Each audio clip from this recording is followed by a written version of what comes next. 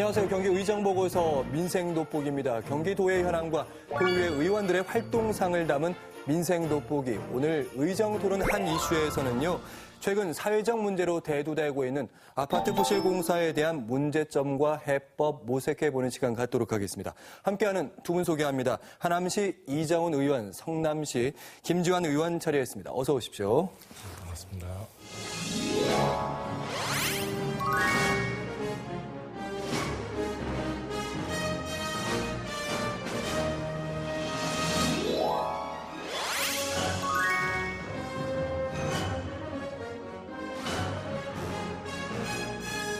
자, 본격적으로 토론 진행하기 앞서서 두 분 나오셨으니까 요즘 어떻게 살고 계시는지, 의정활동 어떻게 하고 계시는지 도민께 보고할 수 있는 시간 드리겠습니다. 먼저 김정은 의원님. 청년 일자리 정책, 그리고 청년 주거복지 정책 관련해서 제가 도시환경위원회 간사를 맡으면서요. 그런 부분에 대해서 제도 개선이라든지 정책적인 제안, 그리고 새로운 어떤 좀 혁신적인 좀 대안들을 마련하기 위해서 열심히 노력하고 있고요. 그 의회 차원에서도 예산까지 반영돼서 성공적인 사업으로 진행될 수 있도록 노력하고 있습니다. 저희 그 지역에는 미사강변도시라는 신도시가 있습니다. 그러다 보니까 신도시의 문제점이 이제 교통 문제라든지 학교 과밀 문제, 또한 이제 어린이집 문제. 지금 이제 저희 또 20년 수건 사업인 5호선하고 이제 9호선 지하철 문제. 그리고 이제 구도심에 대한 이제 그 도시재생 문제가 지금 심각하기 때문에 지역적인 쪽으로 지금 불철주야 지금 다니고 있습니다. 네, 오늘의 주제인 주거 환경과 밀접한 얘기해 주셨습니다. 자, 의정토론 한 이슈 지역의 크고 작은 현안들에 대해서 문제점 살펴보고요. 두 분의 도의원과 함께 해결 방안 모색해 보는 시간입니다. 오늘의 주제 함께 보시고 계속해서 얘기 나눠보시죠. 1930년대 산업화 바람과 함께 시작된 대한민국 아파트의 역사. 급격한 인구 밀집으로 불거진 주택 부족 문제를 해결하기 위해 1930년에 등장한 3층짜리 건물이 우리나라 아파트의 시초인데, 통계청 발표에 따르면 우리나라 주택 10가구 중 6가구가 아파트일 정도로 국내 주거 문화는 아파트를 중심으로 발전해 왔다고 해도 과언이 아니다.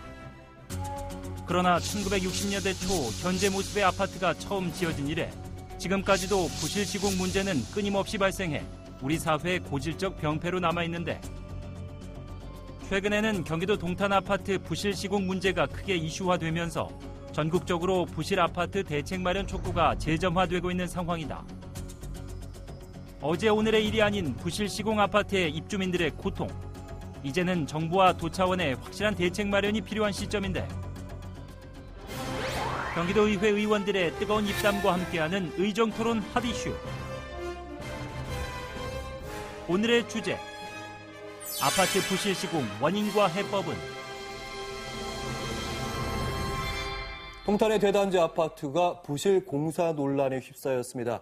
벽과 바닥이 갈라지고 물이 새고 있는 곳이 숱하다는데요. 2017년도에 아직도 이런 일이 있을 수 있을까 의문이 드는 상황입니다. 해당 아파트 상황부터 먼저 살펴보도록 하겠습니다. 김지원 의원님, 지금 해결의 실마리는 좀 잡아가고 있습니까? 어떻습니까? 해결의 실마리보다는요, 여러 가지 문제점에 대한 것, 그 문제점이 있었으면 그 원인이 있지 않습니까? 예. 원인에 대한 여러 가지 화성시라든지 경기도라든지 다각적으로 좀 검토를 하고 있는 것으로 알고 있습니다.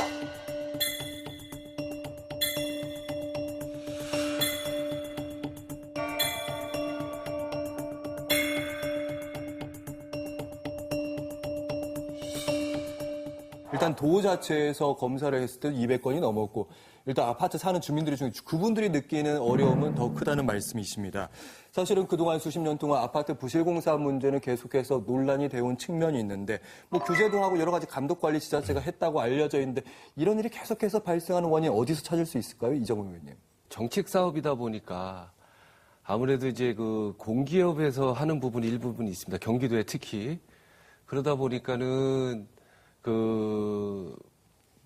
이 공공 분양이라든지 일반 이제 임대 아파트라든지 그런 부분이 많다 보니까 사실적으로 이제 공기는 빨리 끝내야 되는 거고, 아하. 공사비는 좀 아무래도 이제 최저가로 입찰을 받다 보니까 예.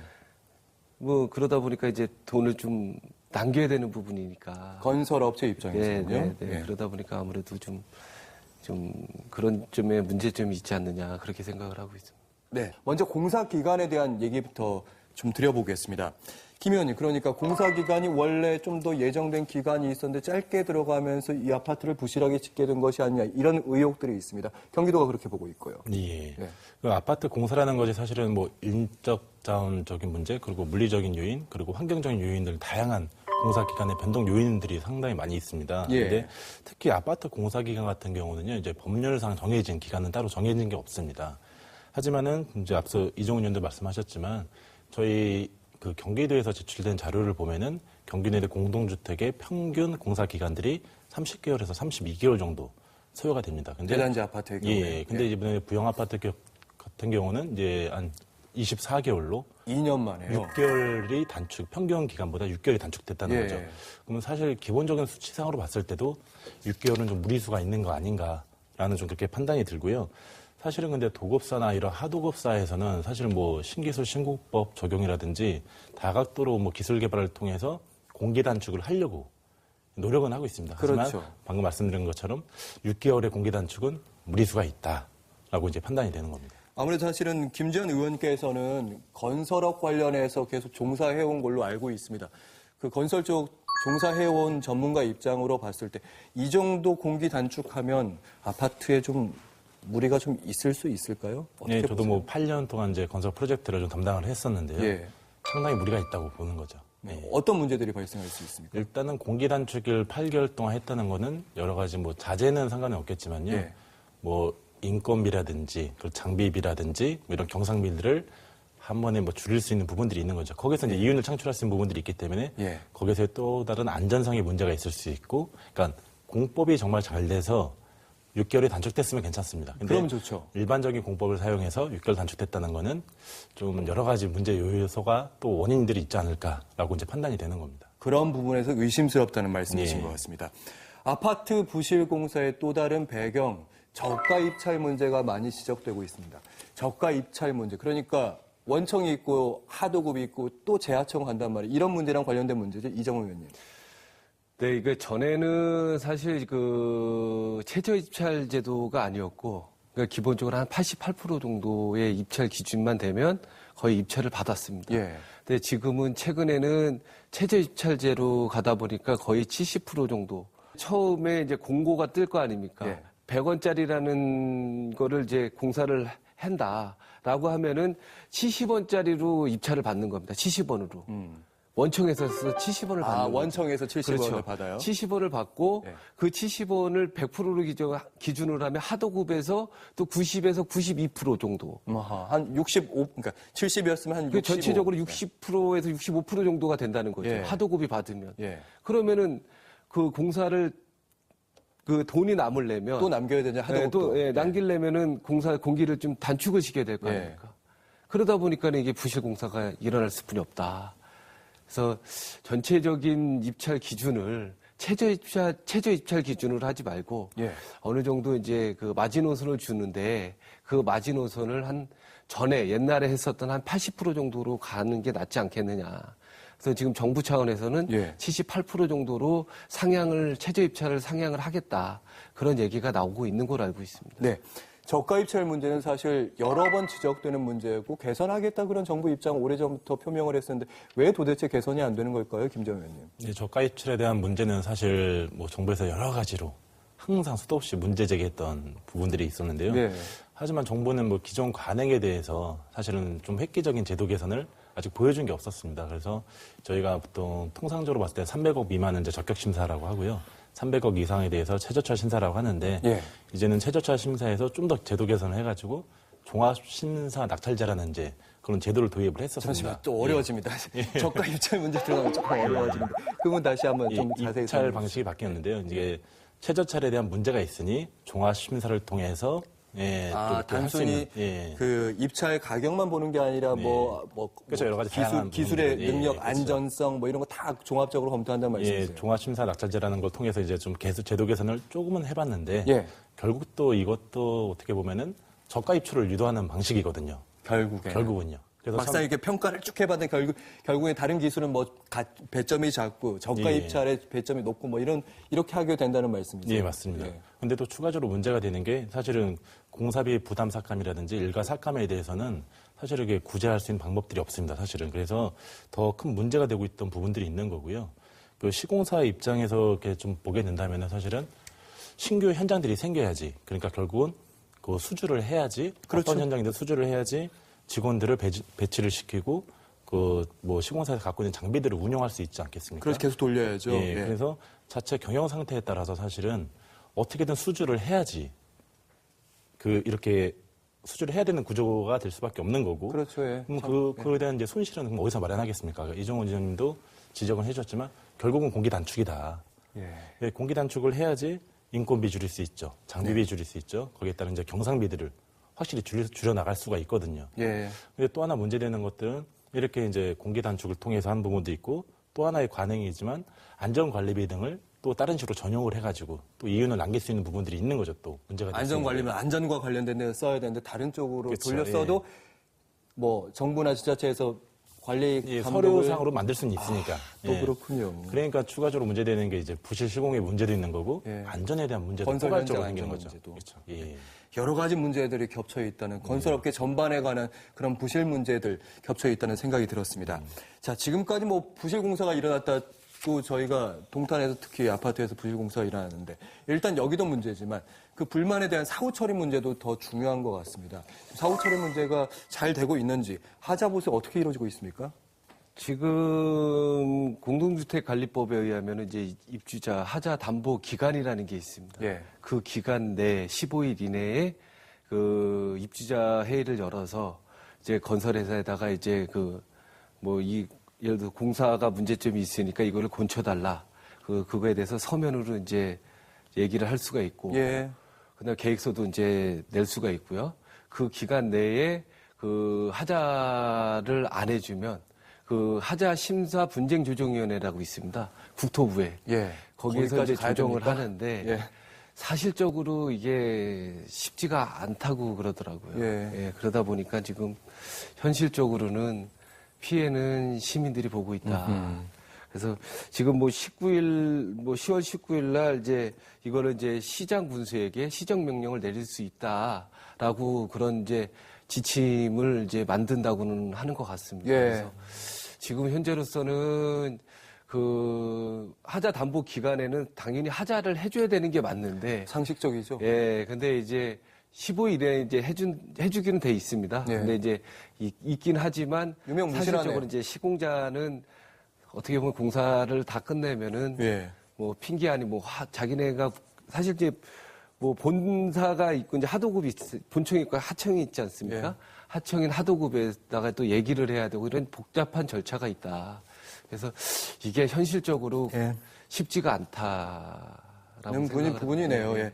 제가 입주민은 아니지만 저도 참 답답해지는 상황입니다. 아니 당연히 하자가 있으면 당연히 고쳐줘야 되는데 뭐 조정위원회까지 가야 되고 뭐 이렇게 시공업체가 버티면 방법이 없다는 생각도 드는데 김지현 의원님, 지자체에서 규제 방안 뭐 그런 건 없습니까? 뭐 지자체에서 규제 방안보다도요, 이제 상위 법령에서 할 수 있는 부분들이 있습니다. 보시면은 저희가 건설산업기본법에 의해서 이제 고의 과실로 설계 기준사항보다 미달이 됐을 경우에 그리고 혹은 뭐 주택법상 입주민에게 재산상의 피해를 줬을 때는 저희가 뭐 과징금, 과태료 그리고 뭐 부실 벌점을 이렇게 줄 수 있고요.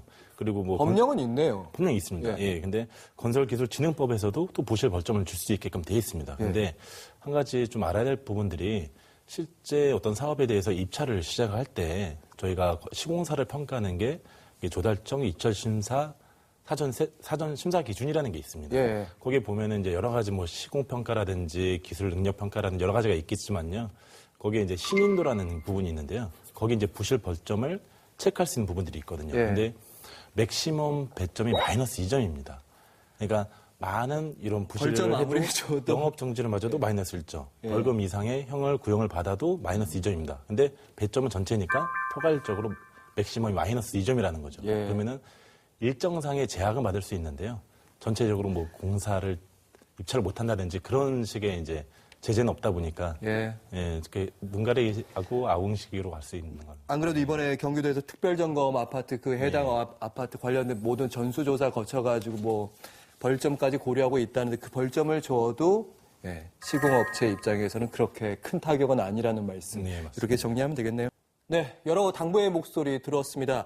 이제부터는 어떤 대책들을 세워야 되는지 알아봐야 할 텐데요. 일단 부실 시공업체에 대해서 어떤 제재 조치들이 이루어지고 있는 이정훈 의원님, 어떤 제재 조치들이 이루어지고 있습니까, 지금?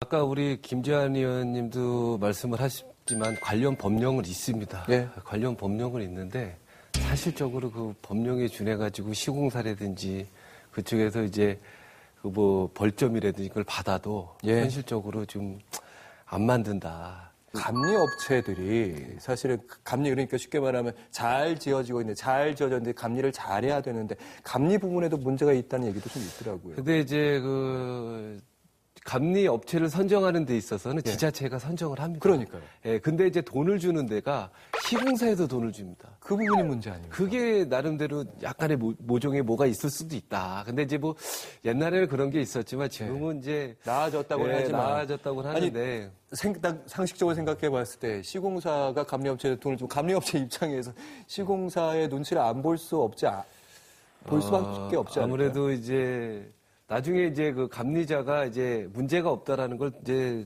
도장을 찍습니다. 예. 찍어가지고 이제 지자체에다가 이제 사용 승인 신청을 할 때 이제 들어가는데 저는 이제 그 옛날에는 뭐가 있었냐면 그 중간 감리 보고서라는 게 있었어요. 예. 그게 이제 각 층마다 뭐 스라브를 칠 때마다 이제 그 중간 보고서를 지자체에다가 보고를 하게끔 돼 있었거든요. 예, 근데 그게 감리업체가. 없어졌습니다. 또 그게 없어졌습니까? 예, 그게 없어졌는데 저는 이게 부활이 돼야 된다고 보는데 이 부활을 일정 규모 이상 사실 이제 뭐 면적에 따라서 이제 그게 중간 보고서를 했었는데 예. 이제는 좀 일정 규모 이상은 의무적으로 해야 되지 않겠느냐 그렇게 생각을 하고 네. 또 하나는 지자체에서 사용 승인을 내주기 때문에 사용 승인 낼 때 전체적으로 시에서 면밀히 검토를 해줘야 되지 아니, 않나요? 3월에 사용 승인이 났다고 했잖아요. 그 해당 아파트는. 그때 당시는 어떻게 났는지 그것도 의문입니다. 네, 저도 이제 아까 이제 그 지역 신문을 잠깐 봤는데 그 감리 업체에서는 그 이게 준공에 문제가 있다. 그렇기 때문에 사전 입주하는 데 있어서 문제가 있기 때문에 지금은 안 된다라고 시에다가는 얘기를 했답니다. 문제점을 지적했어요. 네, 지적을 예. 했는데 뭐 시하고 건설회사하고 이거는 뭐 우리가 책임질 수 있으니까 하자.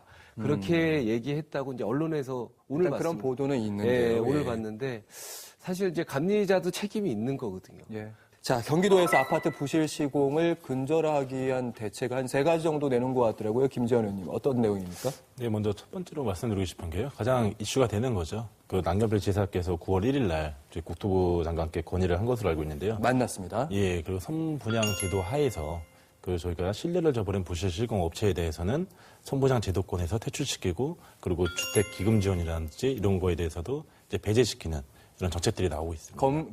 예. 건설 회사 입장에서 아주 그 2가지 부분은 아주 아픈 부분인 거죠. 정말 아플 수 있는 거죠. 예. 그러니까 보통은 선분양제, 후분양제 하는데 대부분의 건설사들이 아파트 입주민들의 돈을 그 계약금 모아진 걸 가지고 예. 아파트를 짓는 부분이기 때문에 아픈 부분이란 말씀. 그렇죠. 어떻게 보면 이제 경기 도민을 포함해서 여러 가지 국민들께서 종잣돈을 모아서 사실은 갈 수 있는 부분들이잖아요. 첫 번째로. 근데 그 선분양 제도에 대한 여러 가지 그래서 문제점들이 요즘에 나오고 있습니다. 그래서 후분양제나 이런 거에 대해서는 제도 개선이나 이런 게 좀 각각 다양한 토론들이 좀 이루어지는 걸로 알고 있습니다. 네. 또 다른 뭐 부실 시공을 근절하게 위한 개선안 또 다른 부분이 있었을까요?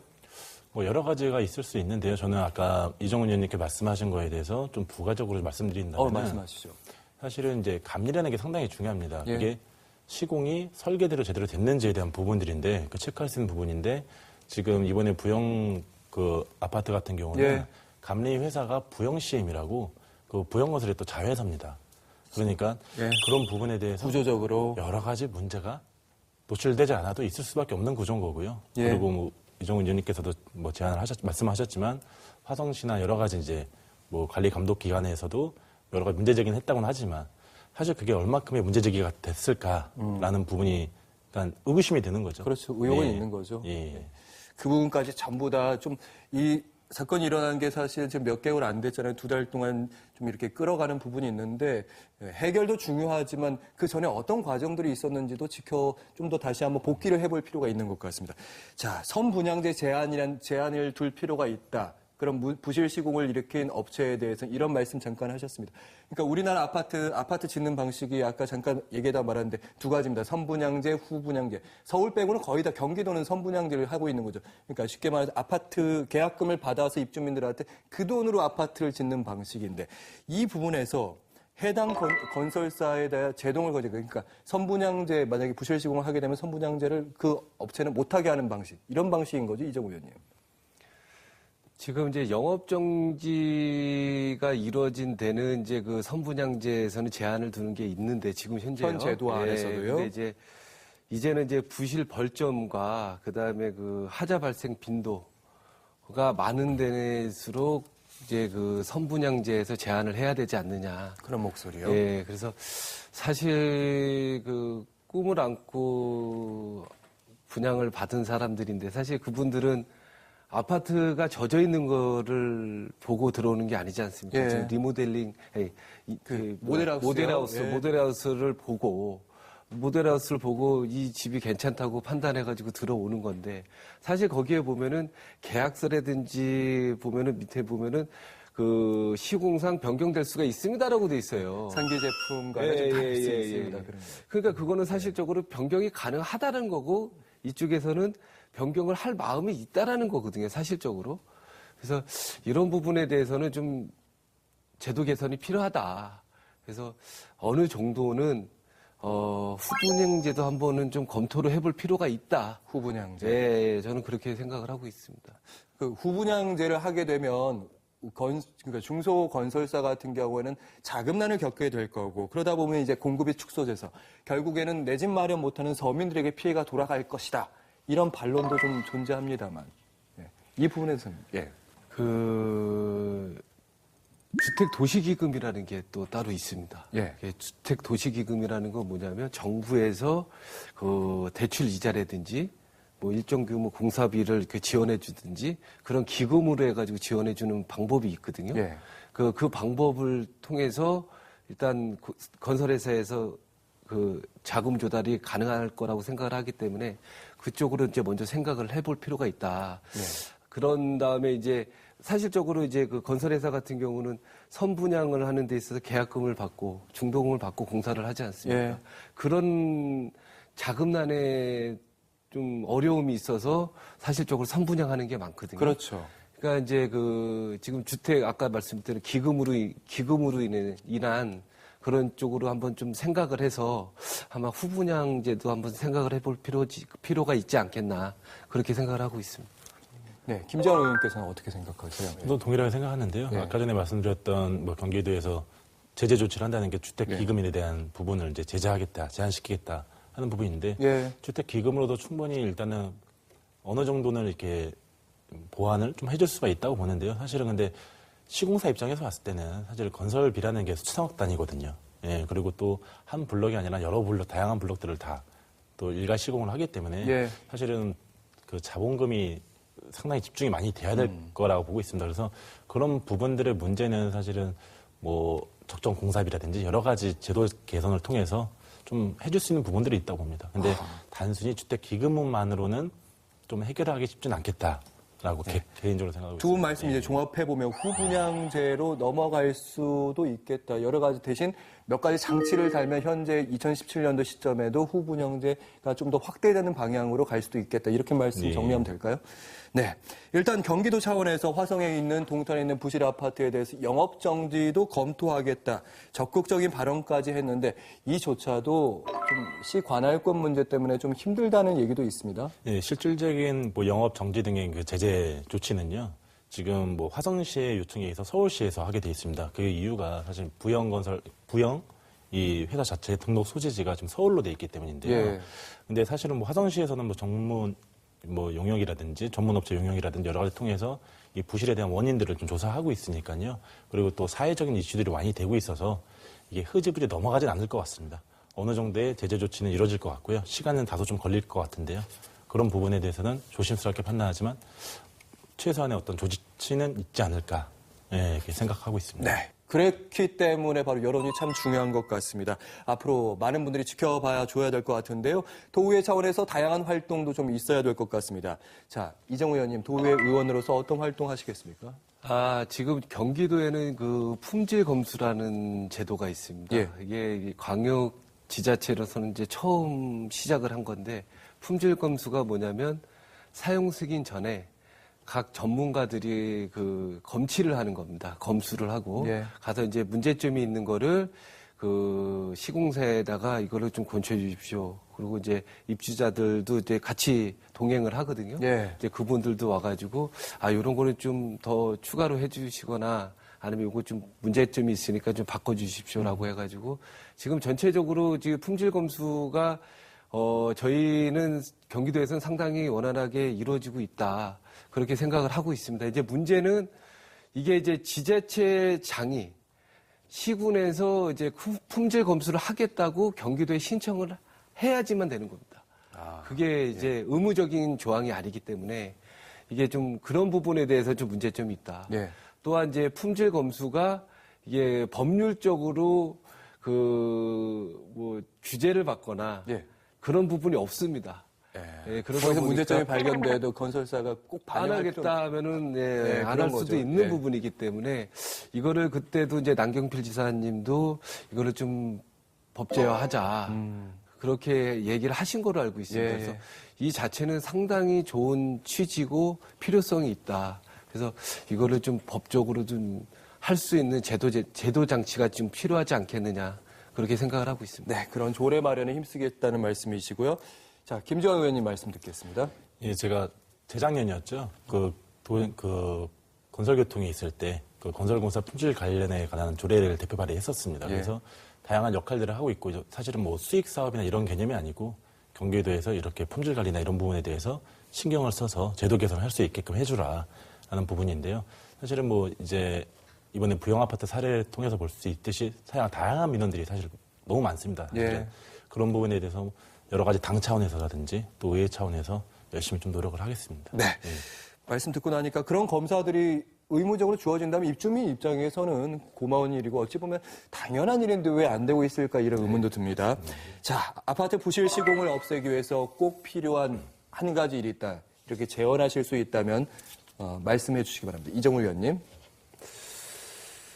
아까 제가 이제 말씀을 드렸던 이제 주택도시기금을 네. 사용해서 한번 전에는 이제 후분양제, 반포 아파트 같은 경우는 후분양제로 한번 한 사례가 있다고 있죠. 하더라고요. 예. 네. 사실 뭐 이게 이슈가 된다는 건 저는 납득이 안 갑니다. 이게 당연히 안전하고 깨끗한 집에 당연히 살아야죠. 예. 진짜 안전하고 성실하게 예.